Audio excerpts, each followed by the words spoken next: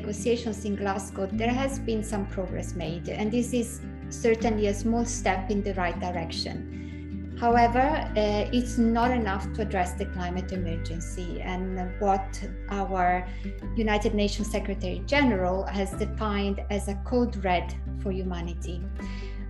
What we needed from Glasgow was urgent and ambitious climate action to be implemented now to ensure that we remain well within a 1.5 degrees Celsius increase in temperatures when compared to the pre-industrial level.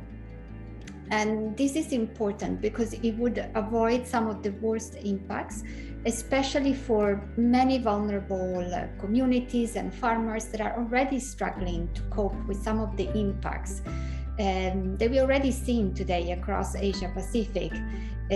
For example, changes in rainfall patterns in the season, an increase in the frequency and severity of extreme weather events such as droughts, heat waves, floods, pests and diseases as well.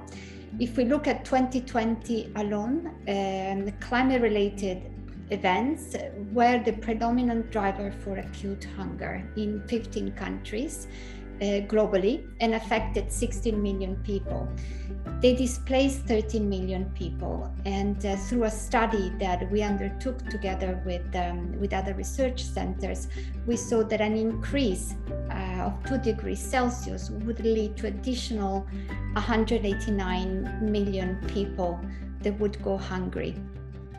So it is really important to try and keep the increase to 1.5. Now, before COP26, countries, through the national emission reduction targets, also known as the NDCs, had committed to what would lead us to an increase in temperature of 2.7 degrees Celsius, so well above what is needed to avoid catastrophic climate change.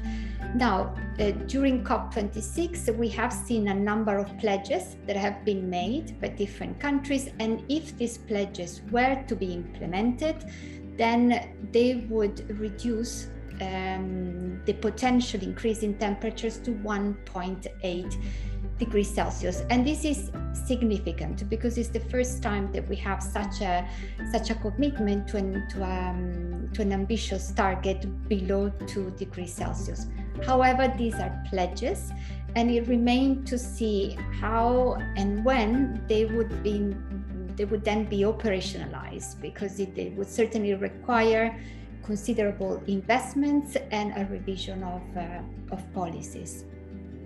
One of the other important points of this COP26 discussion was related to financing for adaptation. There remains well below what are the needs, what has been estimated to be the needs, and even in that case, while there have been some commitments done by governments, this is not sufficient. It's not sufficient funding for adaptation, and especially to really be channeled to support communities which are already vulnerable, to protect their house, to protect their crops and their livelihoods. So overall, we have seen some progress in the right direction, but it is certain that a lot more needs to be done to meet the emergency.